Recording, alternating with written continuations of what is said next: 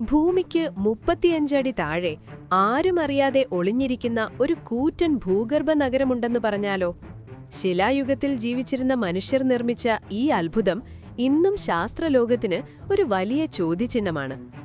Malta എന്ന കൊച്ചു ദ്വീപിലുള്ള ഈ ഹൈപ്പോജിയം എന്താണ്?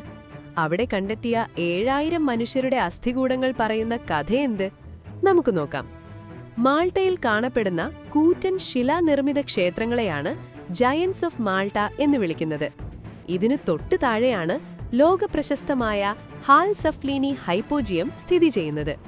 ചക്രത്തിന്റെ ഉപയോഗം പോലും അത്ര പ്രചാരത്തിലില്ലാത്ത ശിലായുഗത്തിൽ എങ്ങനെ ഇത്ര കൃത്യതയോടെ ഇത്തരമൊരു ഭൂഗർഭ നിർമ്മിതി സാധ്യമായി?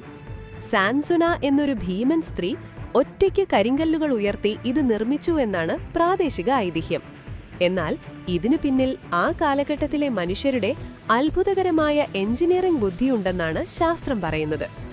1902 ഒരു വീട് പണിയാൻ കുഴിയെടുത്തപ്പോഴാണ് ഈ അത്ഭുതം പുറം ലോകം അറിയുന്നത്.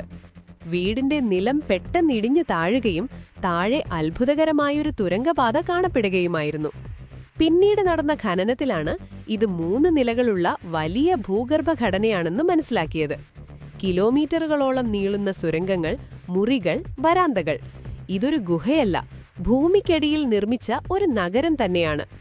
ഈ തുരങ്കത്തിന്റെ ഭിത്തികളിൽ കാണുന്ന ചുവന്ന നിറത്തിലുള്ള ചിത്രങ്ങൾ വെറും ചിത്രങ്ങളല്ല. 2020 നടന്ന ഒരു പഠനത്തിൽ തെളിഞ്ഞത് ഈ മുറികളിലെ കൊത്തുപണികൾക്ക് പ്രത്യേകമായ അക്കോസ്റ്റിക് സ്വഭാവമുണ്ടെന്നാണ്.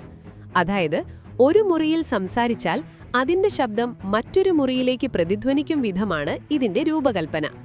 ആ കാലഘട്ടത്തിലെ മനുഷ്യർക്ക് ശബ്ദതരംഗങ്ങളെക്കുറിച്ചുള്ള അറിവ് ശരിക്കും അത്ഭുതപ്പെടുത്തുന്നതാണ്. ഇവിടെ നിന്ന് ഗവേഷകർക്ക് ലഭിച്ചത് ഏകദേശം 7000ഓളം മനുഷ്യരുടെ അസ്ഥികൂടങ്ങളാണ്. കൂടാതെ പ്രസിദ്ധമായ സ്ലീപ്പിംഗ് ലേഡി എന്ന ശില്പവും ഇവിടെ നിന്നാണ് ലഭിച്ചത്. 2ാം ലോക മഹായുദ്ധകാലത്ത് ബോംബാക്രമണങ്ങളിൽ നിന്ന് രക്ഷപ്പെടാൻ മാൾട്ടയിലെ നാട്ടുകാർ അഭയം പ്രാപിച്ചത് ഈ തുരങ്കങ്ങളിലായിരുന്നു. മുകളിൽ ബോംബുകൾ വീണ് നാടുകൾ തകരുമ്പോഴും ഭൂമിക്കടിയിലെ ഈ നിർമ്മിതിക്ക് ഒരു പോറൽ പോലും ഏറ്റിരുന്നില്ല. ആരൊക്കെയായിരുന്നു ഇവിടെ താമസിച്ചിരുന്നത്? എന്തിനാണ് ഇത്ര കൃത്യതയോടെ ഇത് പണിതത്? ഇതൊരു ക്ഷേത്രമായിരുന്നോ അതോ ശവപ്പറമ്പോ? ഇന്നും അതൊരു നിഗൂഢതയായി തുടരുന്നു. മാൾട്ടയിലെ ഈ അത്ഭുതത്തെക്കുറിച്ച് നിങ്ങളുടെ അഭിപ്രായം താഴെ കമന്റ് ചെയ്യുക. കൂടുതൽ ചരിത്രവിശേഷങ്ങൾക്കായി ചാനൽ സബ്സ്ക്രൈബ് ചെയ്യുക.